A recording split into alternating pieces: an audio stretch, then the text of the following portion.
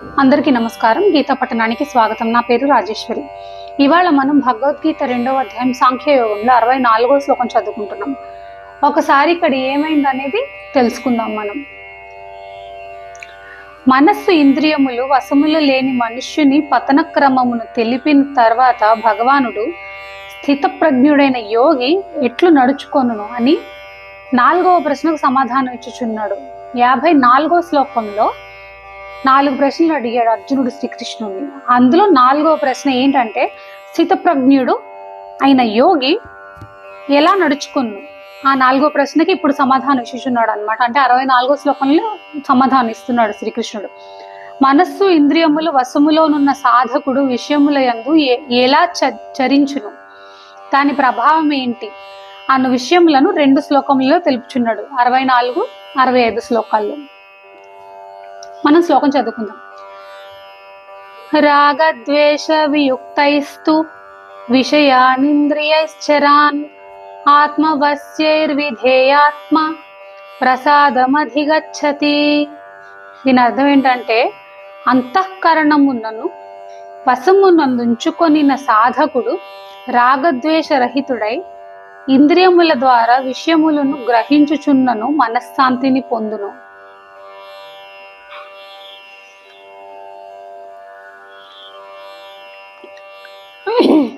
ఇక్కడ అలాంటి సాధకుడు అంటే ఎవరైతే ఈ అంతఃకరణమును వశమునందుంచుకొని రాగద్వేష రహితుడై ఉన్న సాధకుడు, రాగద్వేష రహితుడై తనకు వశములోనున్న ఇంద్రియముల ద్వారా విషయములందు చరించుట అంటే ఏంటి అనేది తెలుసుకుందాం మనం. సామాన్య మానవుల ఇంద్రియములు స్వతంత్రములు, విశృంఖలములు. అవి వారి వశములో ఉండవు. ఆ ఇంద్రియముల యందు రాగద్వేషములు నిండి ఉండును. ఆ కారణమున మనుష్యుడు ఇంద్రియములకు వశుడై భోగములను అనుభవించుచు ఉచితానుచితములను విస్మరించి ఏదో ఒక విధముగా భోగ సామగ్రిని సమకూర్చుకొనుచు ఆ భోగానుభవముల నుండి రాగద్వేషములు ఏర్పడి సుఖదుఖములను పొందుచుండును. అతడు ఆధ్యాత్మిక సుఖములను అనుభవింపజాలడు. కానీ పైన పేర్కొనబడిన సాధకుడు ఇంద్రియములను వశములో ఉంచుకొని ఉండుట వలన అతనిలో రాగద్వేషములు ఏమాత్రము ఉండవు.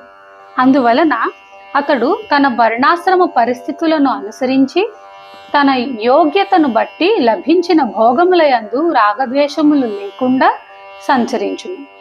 అతన్ని చూచుట, వినుట, తినుట, త్రాగుట, లేచుట, కూర్చునుట, మాట్లాడుట, వర్ణించుట, నడుచుట, తిరుగుట, నిద్రించుట, మేల్కొని ఉండుట మొదలగు సమస్త ఇంద్రియ వ్యవహారములు నియమితములైన శాస్త్ర విహితములై ఉండు.